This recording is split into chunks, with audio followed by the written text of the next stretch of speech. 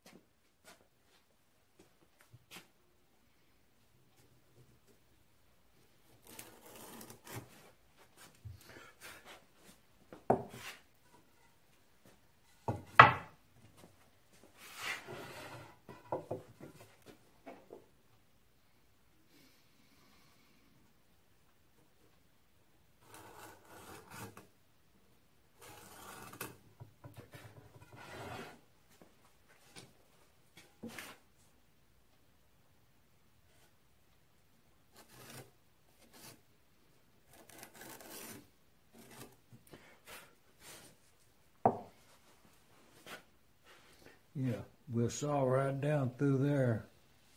That'll make, and then when we sand in there, that'll make that fit that radius right there perfectly. See, that's some of that 80 grit on there.